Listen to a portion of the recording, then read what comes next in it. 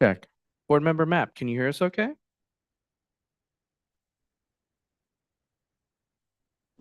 Yes,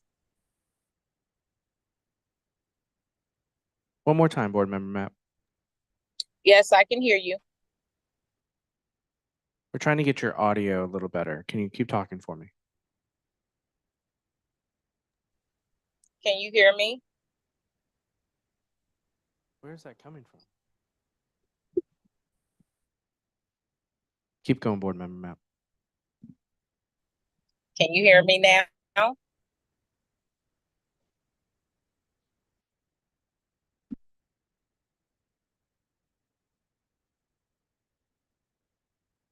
She can't actually, your mic's muted. All right, keep going, Board Member Mapp. I can hear you all. I'll be there soon. I don't.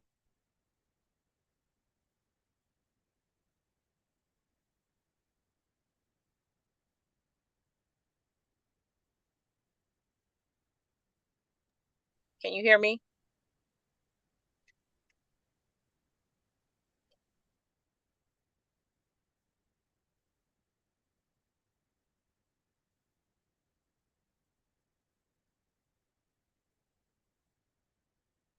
All right, one more time, Board Member Mapp.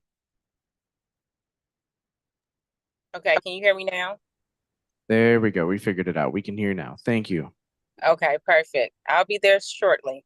Okay, sorry about that. Thanks.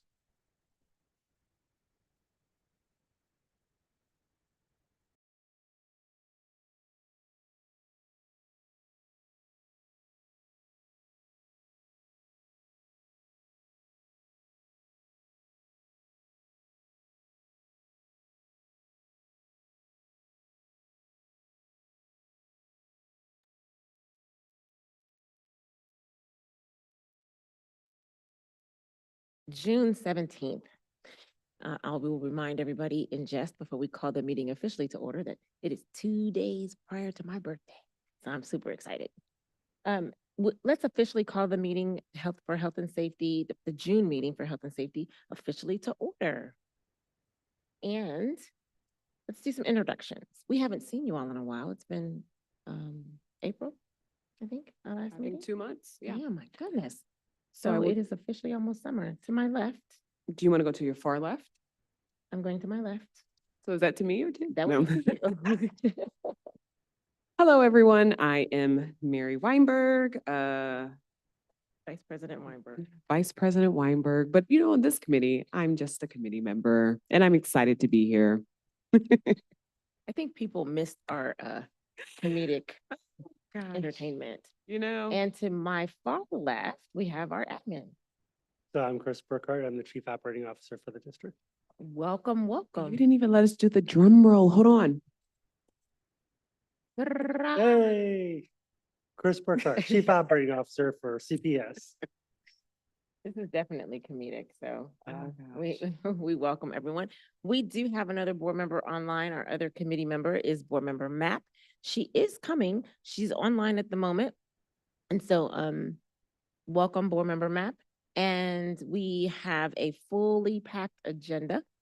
And we also have our board admin, Ms. Davis, and our IT guru, behind the scenes, man of the hour, Rob Wilson, who will give some instructions for a hearing of the public.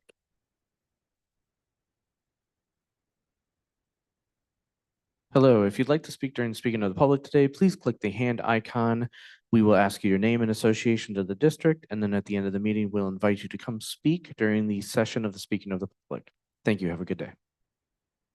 All right. Do we have anybody online so far, Rob? We got a whole two people online. So, okay. So let's get into the nitty gritty of our meeting. And the first item up for business for health and safety is our student dining. So we're going to welcome the illustrious Jessica Shelley, who is the Director of Student Dining, to give us a presentation along with our Director of Operations, Chief Burkhardt. I don't know what to say anymore. I'm sorry. Go ahead. The floor is yours today. Thank you for coming. Thanks for having me. Absolutely. I appreciate your time today. Thank you so much, board members and Chief Burkhart. Want to give you a little update on our Student Dining Services Department and all the amazing things that have been happening for our scholars at CPS this year. Next slide, please.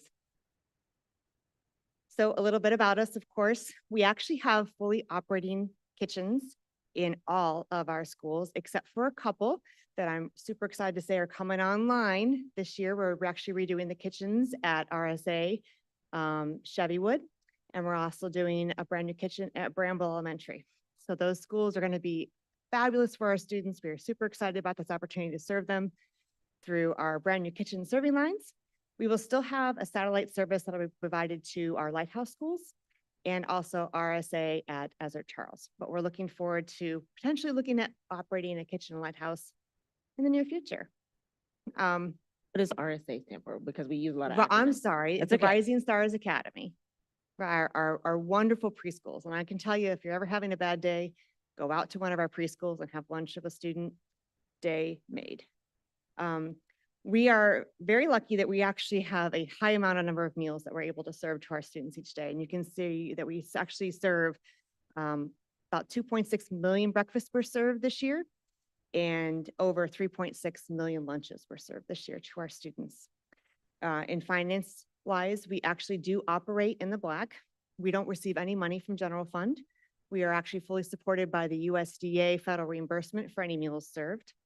And we also are one of those departments that loves to write grants. We are a grant writing machine. So you will see that we actually had about $1.2 million in grants this year. That was mainly focused on fresh fruits and vegetables that we serve to our elementary students as a way to gain exposure to those items to entice them when they're coming through our serving line, and our fresh salad bar stations that they will grab a fresh fruit or vegetable that they might have tried and tasted in their classrooms. We also really focus on locally sourced food. So we've actually invested about additional $4 million this year into sourcing local foods. Local for us is defined by the Good Food Purchasing Program, which is a board policy we follow, and that is within 250-mile radius of our district. We have 312 school nutrition professionals. There are school lunch heroes that are out there on the front lines, making sure our students get wonderful meals served to them every day. And we are really proud of the fact that for 5 consecutive years now, we have been awarded the Champion of School Breakfast Award from the Ohio Department of Education and Workforce. Next slide, please. So here's a little bit of just some data at you. We have a very strong participation program, and we're very proud of that. If you look at the benchmarks at Council Great City Schools, we are one of the highest performing large urban school districts in terms of participation. We take a great amount of pride in that. We balance that with a lot of wonderful menu options for our kids and great customer service. We want them to actually feel like they're dining with us, and we're not serving school lunch, we're having lunch for them at school. Next slide, please. One of the reasons why I think our participation is so high is we do a lot of student-centric decision-making when we develop our menus. We go out directly to our students. The middle taste test menu is one we use for mostly our elementaries. Roberts has been a wonderful partner with us this year, and they've really helped us find new ethnic and culturally appropriate foods to try with the kids. They found a wonderful papusa that I am very excited to roll out on our menu next year, and I think that other students will love it across the district as well. But thanks to Roberts for their welcoming of us to come in and use their students for taste testing on a frequent basis. We also use the Superintendent's Leadership Academy here at CPS, and every month when they came in to discuss leadership with our district leaders here, we also had the opportunity to feed them and use them to help us decide what kind of new menu items they're looking for in the future.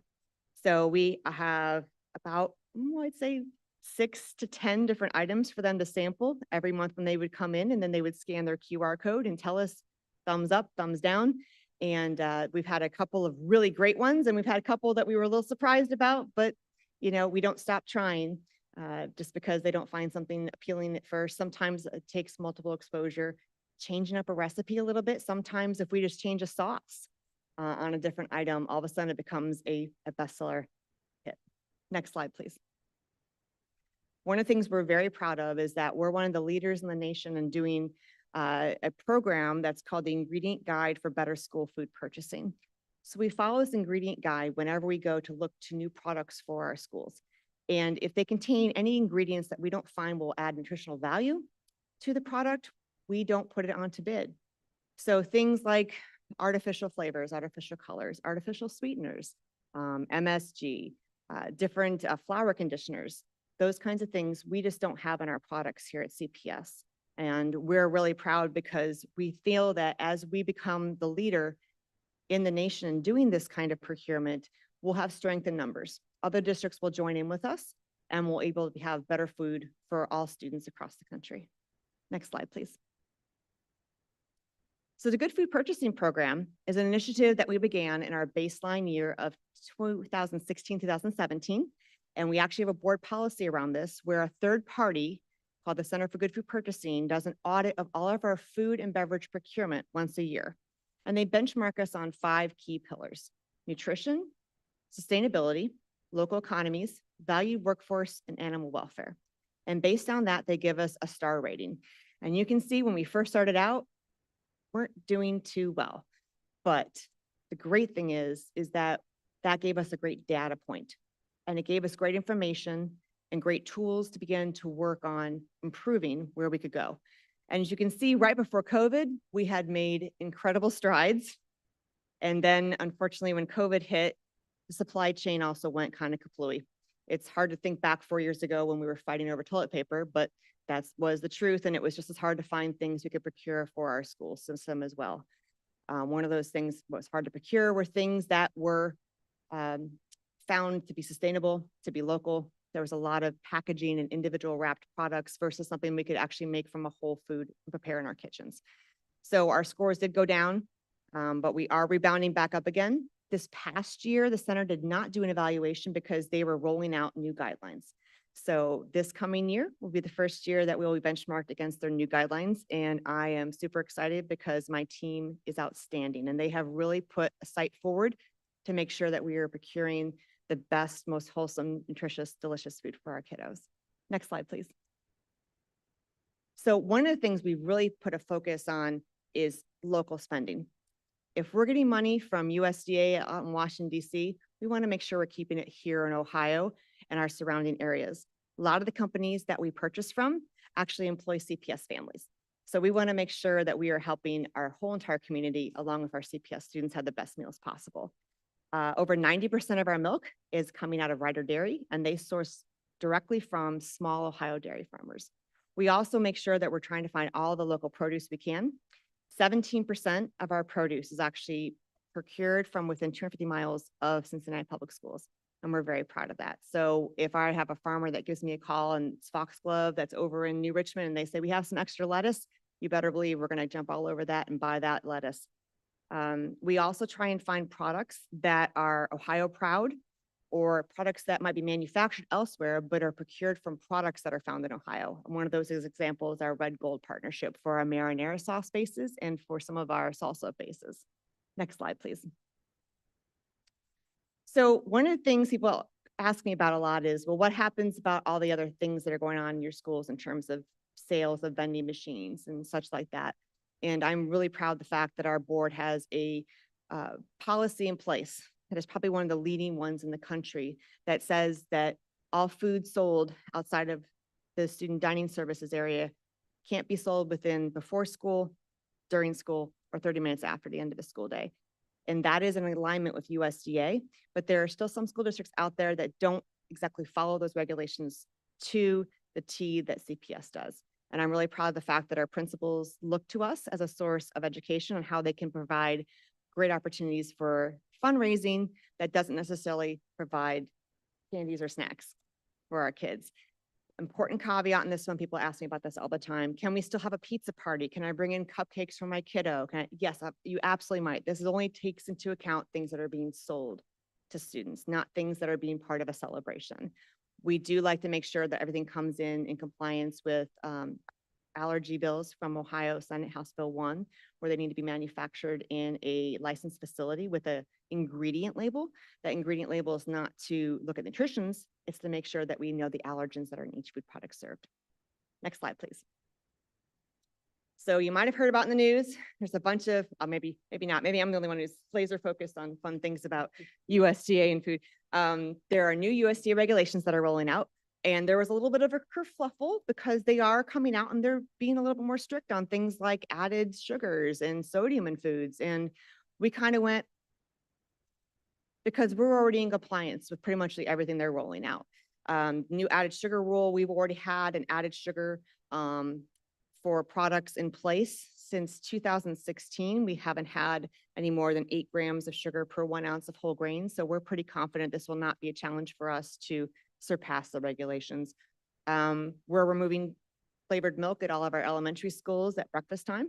So that's one of those initiatives that will either even further reduce down. And we had a little bit of a pushback from kiddos in terms of how are they going to get their milk and their calcium. And we got a plan for that I'm going to show you in a minute here. Sodium, we are already ahead of the ballgame. They're like, you have to get your sodium down by here. We're like, we've already been there for a couple of years, not a problem. We have found that by putting out spice stations and sauce stations with low sodium additives, kids don't miss the sodium in food at all. There you can go over and they can add all kinds of great flavorings and herbs that make it just as tasteful and savory. We are super excited about this new rule though, that they're going to allow us to start serving more meat alternatives. And what that means is proteins. So meat alternatives are defined as things that are non-animal. So you're looking at your soy proteins, your pea proteins, and your pulsed lentils, things like that. So we're really excited about that because that means we don't have to offer a grain with every single breakfast.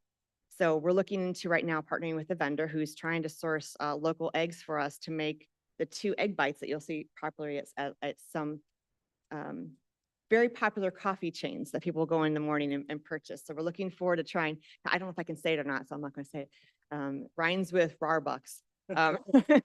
So we're hopefully going to be able to roll out some really new popular options for our kiddos that are full of packed protein for them in the mornings. Next slide, please. Also wanted to highlight that we do have a vegan and vegetarian option every single day at our schools. These aren't just the cold sandwiches, the cold peanut butter and jelly. These are actually things that are really great options. Morningstar is one of the ones we use. We use a plant-based tender from a company called Rebellious Chicken. We have a Mediterranean salad that features hummuses. It's a really fun opportunity for us to provide kids with a new experience. Not going to say that it's the most popular item we offer, but it's something that we feel that we need to offer, and that if we keep on encouraging our kids to try something different and something new, that's where we want to be. That's the space we want to operate in. Next slide, please. So this is I'm super excited about. So at the beginning of last school year, we started a lactose-free milk pilot at 4 elementary schools and at 4 high schools. And our goal was to find out, does it move the needle? Do more kids take a milk if we offer a lactose-free milk? We know that Hispanic and Black populations usually have a high rate of lactose intolerance. Sometimes it's undiagnosed. They don't know why their stomach hurts when they drink milk, but they want it to stop so they don't drink milk. And then we get a protein loss, a vitamin deficiency, and possibly we lose calcium for these kids who are growing and need that for their bones. So we rolled it out, and our initial data showed not only did our milk consumption increase, but our meal participation increased. And I was like, I don't believe it. So I PDSA'd and said, okay, what's going to try us again? We're going to roll it out to even more. And I said, but we're going to really test it. I'm going to put it out to every single high school, because our high school kids are usually our lowest volume milk consumption. And so we rolled it out to all of our high schools. And would you know, milk consumption went up every single high school. Meal consumption went up at every single high school. So we were like, I think that's some pretty sound data. That's a pretty positive quality improvement plan response. And so next year we are actually rolling out lactose-free milk at every single school for our kiddos. It'll be white lactose-free milk at our elementary schools, and we'll be offering the chocolate milk at our secondary schools. And we are very excited about this opportunity for our kids because we think it's going to really help them get that bigger balance of protein in the morning and at lunch again. Next slide, please. But I could keep talking more if you want. I have tons of questions for you. Okay. But I will go last as the chair. We want to welcome Board Member Mapp, who's joined us now in person, and welcome Superintendent Murphy, who has joined us as well. board members, do you have any questions? I know Board Member Weinberg is, Mm-hmm. Mhm. waiting at the bit. Go ahead. No, I just have a couple of questions. So, and you may have said this before, and just if you could just repeat. My first thing that I wanted to know, is there a difference between the high school menu versus your elementary kids? Do they offer the same foods?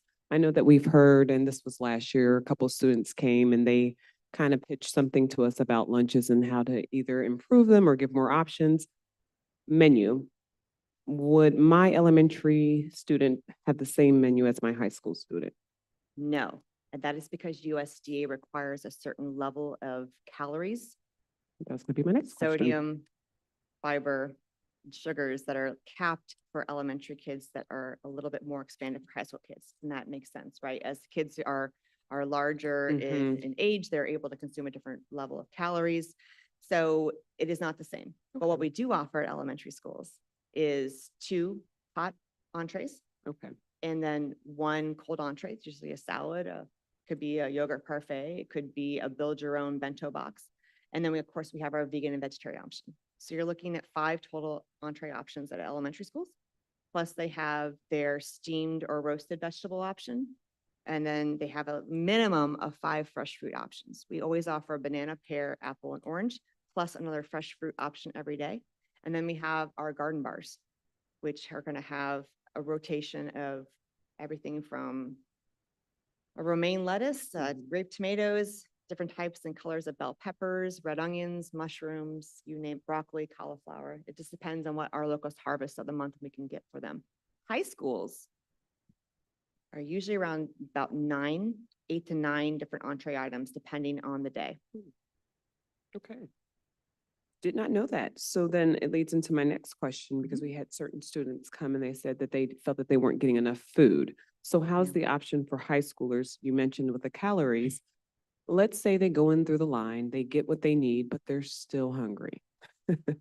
Yeah. How do we help with that, or what's the option for that? I know Yes, that was a concern. And I'm personally, in full disclosure, hopefully USDA is not watching this, because I agree with them. I personally don't go to La Rosa's and have 1 slice of pizza. I don't. I probably don't should. either. I don't either. I don't. But this is how the USDA has structured what we are Okay. allowed to offer kids, and they cap us at a level of calories. If a child is still hungry afterwards, they can purchase additional items, but they have to pay for those items. I'm not allowed to include them in any kind of meal program. We've tried some sneaky ways to get around that rule, and every time we have gotten That's our hand understandable. pretty badly smacked. But I do understand, but my encouragement for them would be a lot of the trays that we see when they leave the cafeteria have like the entree Mhm. and maybe a piece of fruit. If they legitimately took the entree, 2 fruit selections, Right. 2 vegetable selections, and the milk, they'd probably be pretty full. No, to be quite honest with absolutely, you. absolutely. So that's part of the issue about as educating the kids to make sure they're taking a complete meal. Okay. And the way that you're just sitting here describing all of the food, this is what I'm envisioning. Are you ready? Field trip, where we yes, actually go that to was- the schools. I that was on want mine. to see what this lunch looks like, Absolutely. you know? That was So on I'm my just thinking about that. Thank you. I would love to take you any Ta-ta. school, any day. Come in with my I'm backpack. thinking definitely, personally, I'm thinking Wild Wings Wednesday. That's our most popular day at our high schools, is every Wednesday we offer a chicken wing option. I was gonna say, Thank chicken you. seems to be, we were there visiting schools on a day Mhm. where they had chicken. and They Chicken, were like, a "Oh, fried chicken.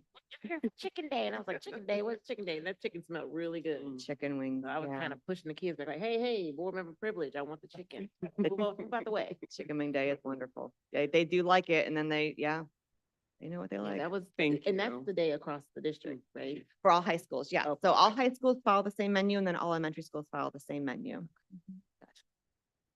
Was that all of your? That is questions? it. Yeah. Board member, Rath, did you have any questions?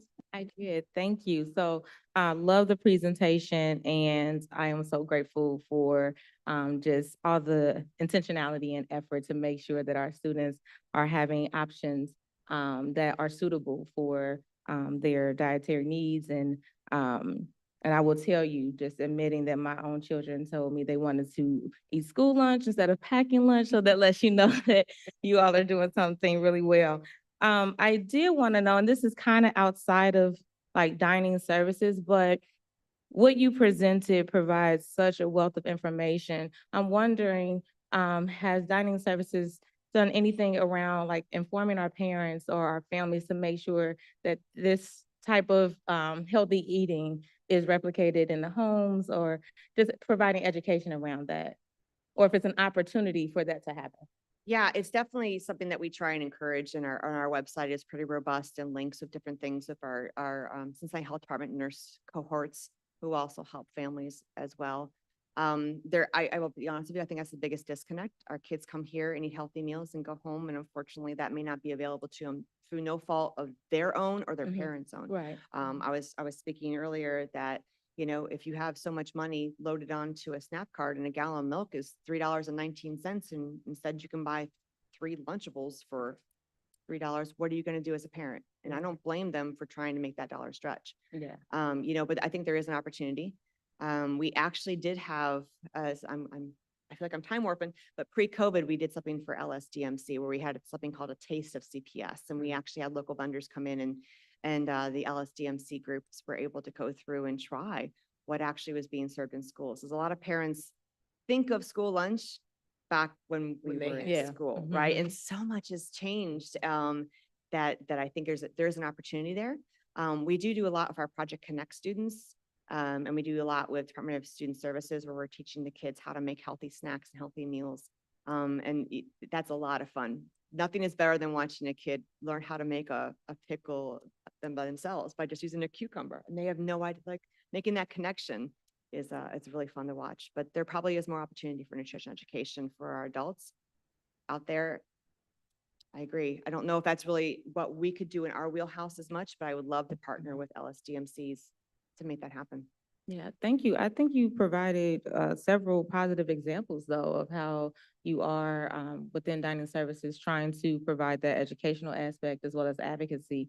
And so thank you for sharing that. The other question, again, probably I'm always trying to think about like holistically in systems. And so with the work that is being done here, has there been any collaboration or any studies with like Children's Hospital to identify how what we're serving at school, again, I know it's only a fragment of what we can do, but how it is improving, our students' overall wellness in terms of, mood, or in terms of, like childhood obesity. Has there been any studies or data around that? That's a great question. And there's 2 things we've done with Children's Hospital. So prior to COVID, we actually worked with their wellness clinic. And their goal was actually to educate their families to have their child dine with us for breakfast and lunch, because they was a much easier way of structuring their nutrition, and their calorie needs were being met when they had a breakfast and lunch with us each day. We also did something where they would come through, and we had volunteers from Children's Hospital would come to different elementary schools, and the kids would get a sticker when they had a fully balanced tray of the fruits and vegetables. And that was a lot of fun that we were working with them. We have right now a partnership and a collaboration with Children's Hospital through the SAFE Network. And the SAFE Network was developed when we were in COVID. And we were trying to map out how to make sure that we had a food distribution point at every single part of CPS where no child was more than 1 mile away from a food distribution point. And so working with them in collaboration with them, that has continued to this day. And so we work now not just with Cincinnati Children's Hospital, but also with Last Mile Rescue and with Freestore Food Bank and Holig International and our local libraries and our rec centers. And so during winter break and during spring break and during summer breaks, we're all collaborating together to make sure that those resources are still available for our kids. And our schools have actually been points of distribution for those programs during spring break and winter break. Thank you for that. I'm glad that I asked my questions because you just provided so much information for not only myself, but I'm sure for, the public that's watching. So thank you. So I am super excited. I have a couple of questions for you, and I'm ready. Thank you for those questions, Board Member Mapp, and for your questions, Vice President Weinberg. I am interested in, I've got about 4 questions and then some suggestions. So around data, and I know that you shared the superintendent's leadership group is giving you some feedback from the young people, but we have heard from a lot of young people that I don't think that those messages are getting trickled down. So I'm wondering what type of data can be collected regularly at the school level? Can you create or do you have a QR code at the checkout where you can ask them, how did they feel about this lunch? Just so you can collect it regularly. I want them to have some channel to you outside of just one person that may represent a segment. Is there anything around that for data collection for students? Yep. Okay. We actually Okay. do that. We do See? that exact same thing. Okay. We have the QR code there. We're trying to figure out, and we ask them, did you enjoy your lunch today? Was there a good customer experience? Anything we can improve on? Sometimes I get some really great responses. Sometimes I get things like served cheesecake, but overall, but the one thing we're trying to figure out is a new way of doing that now with the new Yoder bags coming out. We aren't sure how we're going to have kids be able to communicate to Yeah. us if they can't use their phones with their QR code scanning. So we're trying to figure out a new way. Our young kids are great. We give them a sticker and they put they put the sticker under the happy face or the unhappy face, Gotcha. or down the line, which is my favorite kid who puts their sticker in the middle line. I'm like, you're my spirit animal. But we're trying to figure out how we can get our high schoolers to respond to the same kind of feedback now that we don't have the QR code for them to be able to scan starting next school year. Yeah, that is a bad thing with that's a negative of the yonder bag. It just gives but- me a chance to be a little creative. I'll Be more creative. Let's- Exactly. fun. That is definitely my intention, and you're already doing it. So I figured as much. I just wanted it to be publicly stated that there is a way for feedback to be collected by the students so that we don't have that disparity. Is there another one of my questions is there any connectivity, and this is also to the superintendent and to Chief Burkhart, around health education credits for the kids and getting the food knowledge that they're getting? So can there be some sort of tie-in that, hey, you're learning about these fruits and vegetables, you pick up a grain, pick up the vegetables, and then you're tying that into health education or whatever type of, especially at the high school level. Is there any possibility to empower your department through curriculum is what I'm thinking? And that's kind of a forward-thinking question, not anything right now, but I'm thinking as a way to help you, could there be connectivity? Particularly because it leads to my next question. Some of our schools are actually growing their own food. And they have got those wonderful, what are they called? The standing greenhouses. I know you hydroponics. Oh my gosh. And so we've seen where the kids I've been into a couple of schools where they're growing their food and then they're eating the food. In some instances, the families come in and they get to eat, to get that food and take it with them. I know Aiken, John P. Parker, when they have a horticultural focus, they've got those hydroponics. And is there any way that the kids could, or the schools could maybe grow some of their food to offset or help out with the local connection piece that you are already wonderfully tapping into? But is there any way that we could kind of help with that? I know there's some grants around that already. So when you said you're the grant guru, I wrote that down, $1.2 million in grants, but I know that our kids are doing that already. Is there any connectivity there? So yes, I didn't want to steal a thunder, but yes, we are so excited. We work in great collaboration of Green Umbrella, who has secured some grant money that they're making us a partner with. And our goal is to actually, I'm back my train up. So to bring any kind of produce or food into a licensed facility, it has to be something, Ohio Uniform Food Code requires it to be from an approved source. Okay. Especially with produce, that means it needs to be coming from some place that has something called a GAP certification. And GAP certification stands for General Agricultural Practices. And it's a third-party audit that establishes that the soil has been tested, that it's protected from environments that could possibly contaminate it and such like that. And once a garden or a farm is GAP certified, then it is able to be brought into a licensed facility for service. So we're working with Green Umbrella to get GAP certification on the Aiken Gardens. So the goal is then we can make a micro purchase of the items that are grown at Aiken, pull those into our operation, and we actually would be able to pay the students or the FFA for that micro purchase of the produce. So it hopefully then makes the program self-sustainable, because as they're growing it, we're buying it, the money goes back to them to grow more and expand more. The kids get the entrepreneurship experience, they get the agricultural science experience. they get to actually have their own produce that they're growing actually in their facility. So it is a lengthy process though, and as it should be. Produce is one of those things that probably is most highly linked to foodborne illness outbreaks. Sorry, my epidemiology hat came on there. Okay. So I do want to make sure that we are following proper procedures to safeguard our kids. But once that's in place, our partnership with Green Umbrella will hopefully allow that happens sooner than later. Okay. And once we have that kind of pattern established of how to, we'll write the book on it and then able to reach it and branch it out to other school gardens in our CPS See, I area. already knew that this was probably, because great minds think alike. I already knew that this was probably something you were doing. I was able to attend a district in San Francisco with the council member Owens, Mika Owens, around Green Cincinnati and all this. And they have grant money, which I'm pretty sure you're already doing, but Green Umbrella was there and I'm happy to pass this on. But they had a district who they took an old school, rather than to abandon it, they had that be the hub to make all of their food for the entire district. And you're talking about San Francisco, so it's hundreds of thousands of students. But they, I guess, got the approval and the kids actually went and tended to the garden. They grew stuff there. They had a garden, like an oven that's in the garden.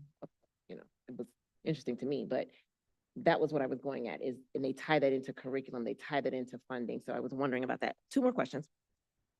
How do you deal with food deliveries that are coming in? Like that's a big, when kids order food, you mentioned that the kids can't, they're not supposed to have things sold, but how are we dealing with food delivery like DoorDash and Uber Eats? That's unfortunately outside of my ability You to can't control. That would be control at the individual school administration level. It does happen. But that just inspires me to make even better meals so they don't want to DoorDash There things you in. go. I got you.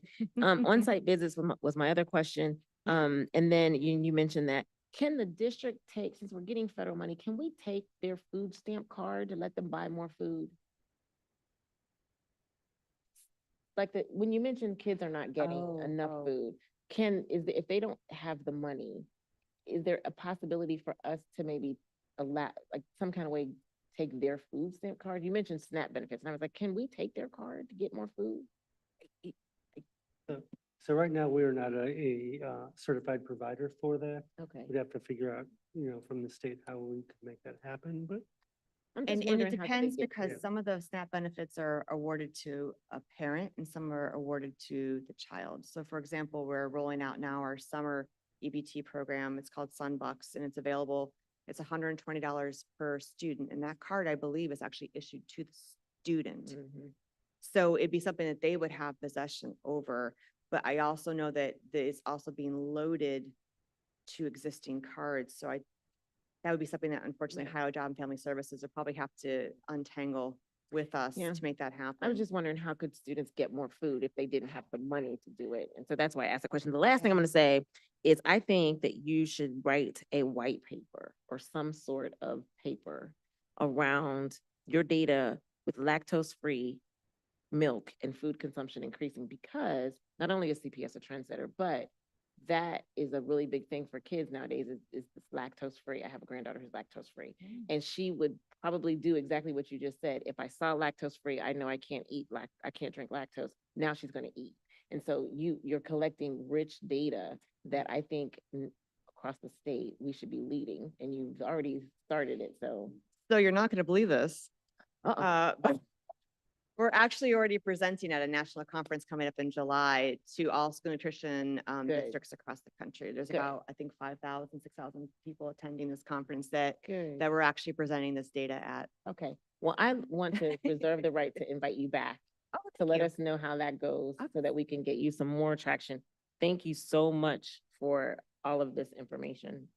Definitely keep doing what you're doing. And you did bring us some food, so I'm super excited I about did. that. I just brought you what a field trip box would look like for I'm our excited about kiddos. And it actually has one of the newest items we're rolling out next year. It's a smaller size of it, but it was our, I don't know if Superintendent Vice President Murphy will remember. Weinberg is like, she wants you to show us. Oh, sure. It was our most popular tested new menu item tested with our high school our high school leadership team, when they came in, it was, we very rarely hit 100%, right? Usually one kid's like, but this was one of the items that every single kid was like, this has to be on the menu. And it is our new lemon raspberry parfait. So it is actually a lemon bread that's been, that we took and cubed up, over top of raspberry crumbles that actually come in as a IQF, which is individually quick frozen, on top of a Greek style yogurt. So, oh, thank you. Yeah, so is so the parfait is our favorite, but I will go ahead and I'll put the rest in the board office for you guys to enjoy. Thank you. And thank you for coming. And I really was being facetious when I said that, but I'm glad that you took me seriously. Thank you so much, Superintendent Murphy. My Did you have pleasure. anything to add? Perhaps one day this year, when we do have the student leadership cabinet, we can invite the board members to join in as well. You can actually see their reactions, sit down and talk with them about what their experiences are. And also- Absolutely. Absolutely. Thank you. Chief Burkhardt, did Thank you have you. anything to add? No, just thanks to Jessica and the student dining team. They are on the forefront of being innovative. I don't, I'm not the only one who says this. Jessica actually won the Gold Plate Award last year. And so anyone who isn't aware, the Gold Plate Award is for food service professionals across every industry. So healthcare, nursing homes, college, universities, school, food service.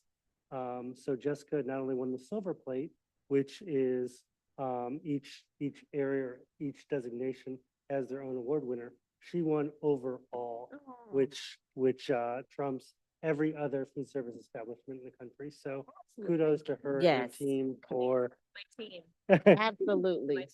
for Absolutely. really being a trendsetter, and I think bringing that to the students here in Cincinnati is a feather in our cap, and truly want to be always on the side of offering new and innovative things to our students. Thank you. Thank you. And when did that happen? We didn't celebrate you. That was This was last June, May. last May. Well, congratulations. Congratulations. Thank you so much. Yes, Vice President Weinberg is taste testing here, and I think it's definitely passing the needle. Let's moving on, student conduct discipline data. I'm not sure who's doing that, so we're gonna move on. That will be at our next meeting. We'll move that one forward. Student conduct discipline data. We'll move that for our next meeting, and we'll have a summation. Ms. Davis, would you make a note of that we'll have a summation of last year's data at our next meeting, which will be August. Anything from pedestrian safety? That's you? Yeah, well, I have a couple of comments. I Okay. don't know if they have a Vice President presentation. Weinberg. Yes, so in regards to pedestrian safety, when I saw this on the agenda, I got very excited. Not only because we have been having an increase in just some of our students, whether it's being hit by cars and things of that nature. I know last year, Vice Mayor Kearney, they had a contest in which they, what was it called? Do you remember the actual name of it? It was pedestrian safety. Yes, and so some students from Hyde Park Elementary actually won the contest, and I'm just curious. I know we can probably connect with her to see if there's a thought of, maybe doing that again. But I did get some information from a parent at a school, and they had some questions regarding crossing guards. And the concern was some of our schools in the district do not have crossing guards, and they've had to resort to finding parents to volunteer over 100 different shifts.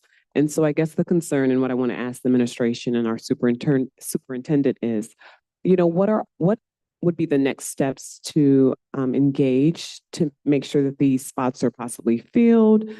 Is it no longer the city's responsibility and now are crossing guards coming over to us? Can we kind of maybe talk about that? And I guess the parents' concern was the whole entire process. It took a year and they didn't hear anything back. And it was an email here and an email there, and just really making sure that we have some good steps for next year so that this does not happen and that our students are taken seriously in terms of pedestrian safety.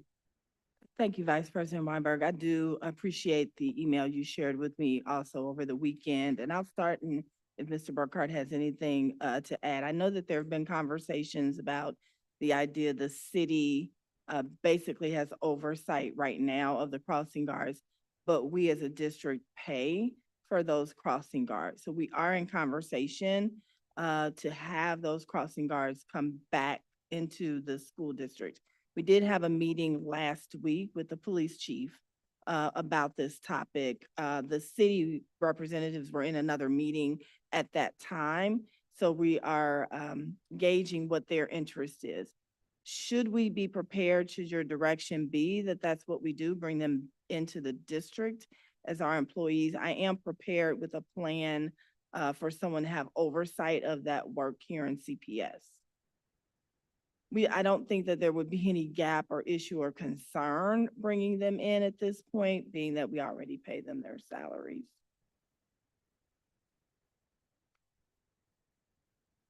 Want to ask another question? And do we know any data on the reason of why we weren't able to fill these particular positions?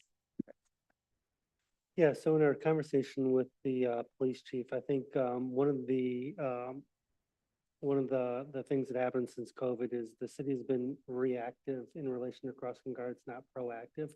Sometimes they only knew that there was a opening when someone would call and complain and say there isn't someone there, and they weren't proactively looking at every stop systematically to make sure that someone was at each one of those intersections. So that was part of our conversation that we had last week, is how do we become more systematic in our approach, and how can we work together to not only highlight the ones that are doing a great job, but which intersections are not covered at all. So I think we're having another conversation, I believe, next week to further tease this out and have more in-depth conversations on how to solve this. Thank you. Okay, so we will plan for an update in our August meeting. And I'm gonna put that under pedestrian safety. By that time, we also should have some clarity around how the district is going to be hiring for that, because I think the city has said that they wanted us to take that on. So I think we'll have some more discussion around that. Board Member Mapp, did you have anything that you wanted to Yes. ask? Did just want to get more information, and I don't know if this is available, but I do know that there was a student at Schroeder who was working with Councilmember Jeffries on having the pads around, what do you call those? To slow down the traffic, what do you call those? The speed bumps, yeah. So he was working with Councilmember Jeffries to try to make sure that those were available due to an accident that did occur. So I wanted to know if anyone from the administration had any further information about that, and if we were actively involved in that process as well. For me, this is the first time hearing. Happy to dig in. I don't know if Mr. Burkhardt has any. First time I'm hearing as well. First time. Okay, okay. And then the other question is just around, we talked about the crossing guards. I am concerned about our students' safety at our high school specifically, especially crossing like major intersections. I think about the students at Woodward and crossing Reading Road. There's a lot of chaos and commotion that goes on over there. And so just trying to figure out if there is a systemic way that we can ensure their safety, during dismissal time and probably at arrival as well. Yeah, absolutely. And that was part of the conversation that we had with the police chief, and looking at systematic approaches, not just looking, at one school and saying, here's a bad intersection. Systematically, how are we addressing all transportation, whether it's students who ride Metro, students who ride Yellow Bus, and getting from, one location to another. So again, we're looking at systematic approaches across the board. And, obviously speed bumps and looking at signage in all of those areas as well. I know over by Carson, there are speed bumps and signage, and still incidents happen. So we have to get creative. In some cases, we look at egress out of the school to the sidewalk, and we put up fencing there to make sure that students are crossing at the place they're supposed to be crossing, not just where they are comfortable to cross. So we're looking at kind of a 360 of what are all the things that we can be doing, what are all the best practices, and how can we replicate it from school to school? Thank you. Okay, so we'll have an update in August for that meeting as well. I'm not exactly sure, and I think, let me just be clear publicly. I think that there's been some transition, and so that's part of the reason why our agenda is so thin, because we've got some transition, and I did not communicate with administration around the continuation of these topics. So I want to apologize to you, not putting you on the spot. So just wanted to make sure that I said that publicly. The other, I'm going to ask the board members, do they have any questions around our other two topics, which are mental health and gun safety? Questions that we can ask administration and that they can be working on for our August meeting. Are there any questions that you, or things that you would like to see around mental health and gun safety for the August meeting? Or do you all have an update? We can certainly bring an update for August. I appreciate that, an opportunity. Yes, ma'am. I think I do have a question in regards to, excuse me, for gun safety. I know that we shared on the website the ability with the partnership with Moms Demand Action in terms of getting the locks for gun safety, and just wanting to make sure that we still have that and it's accessible on the website for parents to click on and to receive that information. And I can get that information and shoot it over to you as well. Thank you. Okay. So just so our public knows, we're going to have a very robust meeting in August, and we're going to talk about the code of conduct and discipline data from the past year, moving and then looking forward. Where are some of the gains that we think that we've achieved in some of the areas that we will have identified by the administration as needing improvement, and what their plan is for the first quarter. We will talk about pedestrian safety. We will also know by then around what that's going to look like for the district, since the city and the district are coming to an agreement around hiring crossing guards. We will know what the crossing guard circumstance is and where people can go to apply, because maybe there are some people on here who are interested in assisting us there. We're also going to get an update on mental health. What is the mental health of our students, our staff? What's the mental health of our district? So we're going to get a little bit of information around that, and then also gun safety. Additionally, we do have some topics for the August meeting already, but I will make sure that the administration has an update. So we're going to, we were all hungry this time. So we gave food service a little bit of extra time because we were wanting to get to those boxes and get the information. However, we will be a little bit more succinct with our time moving forward for the August meeting. Is there anyone that would like to speak for the hearing of the public? Okay, we've got one person. I think that was one. To the chair, we have Ed Paff who would like to speak. I'm inviting them over now. Right, Mr. Ed, Paff. once you're over, you can go ahead.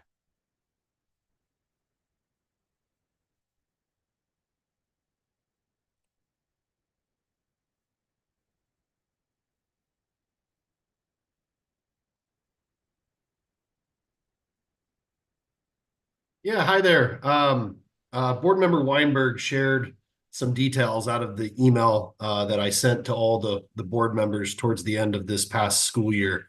But it's very encouraging to hear the update today that hopefully CPS can take control of crossing guards. Yeah, as said, we didn't have a crossing guard all school year at Hyde Park.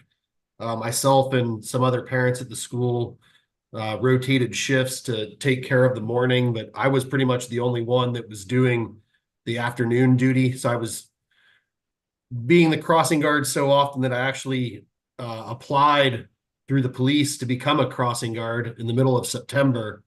But I'm still not fully approved through their system to be a paid crossing guard. There was a little bit of confusion. I think my application didn't get sent to the right background department at CPS, or sorry, at CPD. But I did finally get a background check towards the end of January.